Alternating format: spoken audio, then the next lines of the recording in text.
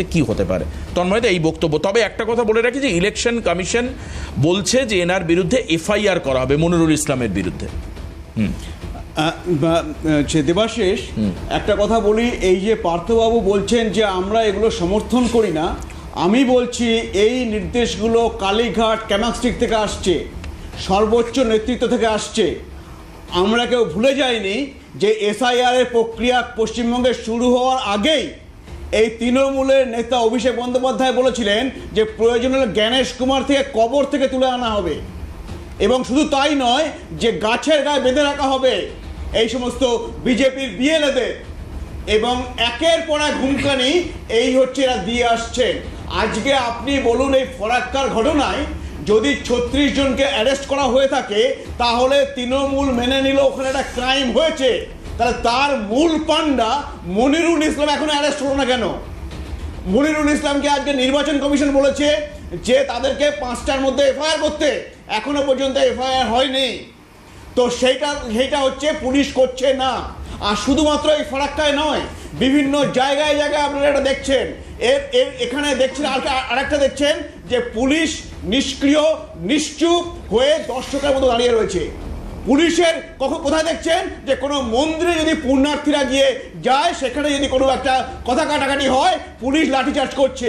যখন বেলডাঙ্গায় 30 ঘন্টা ধরে দাপিয়ে চলেছে সমস্ত তৃণমূলের জিহাদিরা, সেখানে পুলিশ নিষ্ক্রিয় হয়ে থাকে। আমি বুঝলাম রাজ্য পুলিশ রাজ্যের বিরুদ্ধে পদক্ষেপ নেবে, সেটা আপনি স্বপ্ন দেখছেন কি করে? কিন্তু আমার প্রশ্ন আপনার কাছে, কমিশনের তো ক্ষমতা রয়েছে, সাংবিধানিক ক্ষমতা রয়েছে তার কাছে, কমিশন কি করছে? দাদা, একটা কাগজ একটা চিঠি লিখে ছেড়ে দিলাম যে strict action should be taken, তারপর আর কোনো ব্যবস্থা নেই। আমি ধরে নিচ্ছি আপনারা তো রাজ্য পুলিশকে দলদাস বলেন। আমি আপনাকে বলছি, তাহলে কেন করছে না তারা? আপনি বলছেন কমিশনের ক্ষমতা রয়েছে, সেটা হচ্ছে এসআইআর বা এই ইলেকট্রাল রোল তৈরি করার। কমিশনের হাতে কোনো সেন্ট্রাল ফোর্স নেই, কমিশনের হাতে কোনো জেল নেই, গ্রেফতার করবে না। কিন্তু কমিশন বাই পেপার সেই পদক্ষেপ নিচ্ছে না কেন? আর উচ্চ স্তরে কেন যাচ্ছে না? দেখুন, কমিশনের হচ্ছে সীমিত ক্ষমতা এখানে সেদিক থেকে বলতে গেলে, এই জন্য যে কমিশন বলেছে এফআইআর করতে। এবার যদি পুলিশ না এফআইআর করে, কমিশন গিয়ে কোর্টে জানাতে পারে।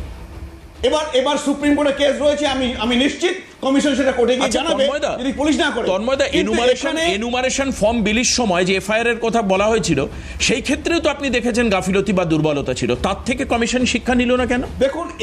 দেখুন এই যে যারা কাজ করছে, ধরুন ইআরও, এইআরও, বিএলও, এরা সব রাজ্য সরকারের কর্মী, আর এদেরকে তৃণমূল প্রথম থেকেই ফেট দিয়ে রেখেছে যে মনে রেখো এই এসআর হয়ে যাওয়ার পরে কিন্তু তোমরা আমাদের কর্মী থাকবে।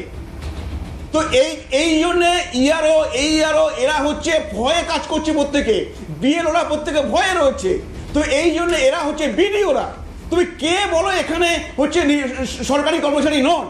তো তারা জানেন এরপরে আমাদেরও ঘাড়ের ওপরে শাস্তির খানা নেমে আসবে, তারা কিছু করছেন না। তোমাদের মনে থাকবে এইআরও এই দুজন হচ্ছে ময়না, দুজন বাড়িপুর, তাদের বিরুদ্ধে বলা হয়েছিল সাসপেন্ড করার পরে ব্যবস্থা যেটা নেওয়া হয়েছে সেটা নির্বাচন কমিশন মানেনি, কারণ তাকে না জানিয়ে করা হয়েছে এবং এফআইআর তো হয়নি। তো এখানে তুমি করতে গেলে তোমার কোর্ট ছাড়া আর কোনো উপায় নেই, কারণ আইনে বলা আছে রাজ্য সরকারকে সম্পূর্ণ সহায়তা করতে, এবং নির্বাচন কমিশন সেই সহায়তাটা পাচ্ছে। এমনকি বিজেপি যেখানে নেই, তামিলনাড়ু, কেরালা, সেখানে পাচ্ছে।